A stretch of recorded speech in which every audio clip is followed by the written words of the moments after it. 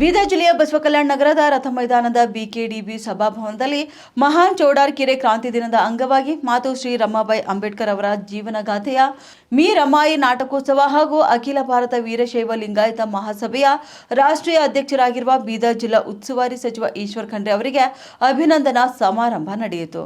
ಸನ್ಮಾನವನ್ನು ಸ್ವೀಕರಿಸಿ ಮಾತನಾಡಿದ ಸಚಿವ ಈಶ್ವರ್ ಖಂಡ್ರೆ ಅವರು, ಮಾತಾ ರಮಾಬಾಯಿ ಅವರ ತ್ಯಾಗ ದೊಡ್ಡದಾಗಿತ್ತು. ಅವರು ಇಡೀ ವಿಶ್ವಕ್ಕೆ ಮಾದರಿಯಾಗಿದ್ದಾರೆ. ಬಡತನದಲ್ಲಿಯೇ ಜೀವನ ನಡೆಸಿ ಬಾಬಾ ಸಾಹೇಬ್ ಅಂಬೇಡ್ಕರ್ ಅವರಿಗೆ ಬೆನ್ನೆಲುಬಾಗಿ ನಿಲ್ತಿದ್ರು. ಅಂಬೇಡ್ಕರ್ ಅವರ ಯಶಸ್ಸಿನ ಹಿಂದೆ ಮಾತಾ ರಮಾಬಾಯಿ ತ್ಯಾಗ ದೊಡ್ಡದಿದೆ.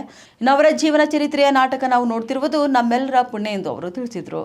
ಇಂದು ನೀವು ಮಾಡ್ತಿರುವಂತಹ ಅಭಿನಂದನಾ ಸಮಾರಂಭದಿಂದ ನನ್ನ ಜವಾಬ್ದಾರಿ ಮತ್ತು ಹೊಣೆಗಾರಿಕೆ ಹೆಚ್ಚಾಗಿದೆ.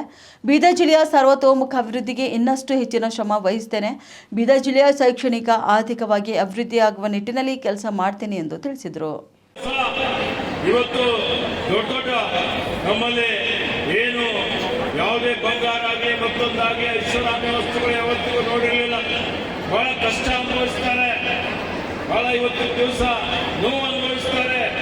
ಅವೆಲ್ಲವನ್ನು ಅನುಭವಿಸಿ ರೋಗ ಬಂದು ನಿಧನರಾಗ್ತಾರೆ ಚಿಕ್ಕ ವಯಸ್ಸಿನಲ್ಲೇ. ಅಂದರೆ ಅವರೊಂದು ಶಕ್ತಿ ಯಾವತ್ತಿಗೂ ಬಾಬಾ ಸಾಹೇಬ್ ಅಂಬೇಡ್ಕರ್ ಅವರಿಗೆ ಅವರು ಸಮಾಜಕ್ಕಾಗಿ ತಮ್ಮನ್ನು ತಾವು ಸಮರ್ಪಣೆ ಮಾಡಿಕೊಂಡಿದ್ದಾರೆ ಅಂತ ಹೇಳಿ ಯಾವುದೇ ರೀತಿಯ ಒತ್ತಡ ಅವರಿಗೆ ಆಗ್ತಾ ಇರಲಿಲ್ಲ. 4 ಮಕ್ಕಳನ್ನು ಕಳ್ಕೊಳ್ತಾರೆ. 4 ಮಕ್ಕಳನ್ನು ಕಳ್ಕೊಂಡರು ಇವತ್ತು ಅವರು ಒಳ್ಳೆ ರೀತಿಯಿಂದ ಆ ಪರಿವಾರದವರಿಗೆ ಶಕ್ತಿ ಕೊಡ್ತಾರೆ. ಬಾಬಾ ಸಾಹೇಬ್ ಅವರಿಗೆ ಶಕ್ತಿ ಕೊಡ್ತಾರೆ. ಇವತ್ತು ಬಾಬಾ ಸಾಹೇಬ್ ಅಂಬೇಡ್ಕರ್ ಅವರು ಇಷ್ಟೊಂದು ಶ್ರೇಷ್ಠ, ಇಷ್ಟೊಂದು ದೊಡ್ಡ ಮಟ್ಟದಲ್ಲಿ ಬೆಳೀಲಿಕ್ಕೆ, ಜಗತ್ತಿನಲ್ಲಿ ವಿಶ್ವವಿಖ್ಯಾತಿ ಆಗಲಿಕ್ಕೆ ಯಾರಿಗಾದ್ರೂ ಅದರ ಶ್ರೇಯಸ್ಸು, ಯಾರಿಗಾದ್ರೂ ಅದರ ಕೀರ್ತಿ ಹೋಗಬೇಕು ಅಂತ ಹೇಳಿದ್ರೆ ಅದು ರಮಾತಾಯಿ ಅಂಬೇಡ್ಕರ್ ಅವರಿಗೆ ಹೋಗಬೇಕು ಅನ್ನೋಂಥ ಮಾತನ್ನು ನಾವು ಹೇಳಿದ್ದೀವಿ. ಅದಕ್ಕೆ ಆತ್ಮೀಯ ಬಂಧುಗಳ, ಇವತ್ತು ಎಲ್ಲ ರೀತಿಯಲ್ಲಿ ಅವರು ಸೇವೆಯನ್ನು ಮಾಡಿದ್ದಾರೆ. ಇವತ್ತು ಅವರಿಗೆ ಆದರ್ಶ ಅಂತ ಹೇಳಿ ನಾವೆಲ್ಲ ಇಟ್ಕೊಳ್ಳುವಂಥದ್ದು ಬಹಳ ಅವಶ್ಯಕತೆ ಇದೆ ಅನ್ನುವಂಥ ಒಂದು ಮಾತನ್ನು ಹೇಳಿಕೆ ಬಯಸ್ತಾರೆ.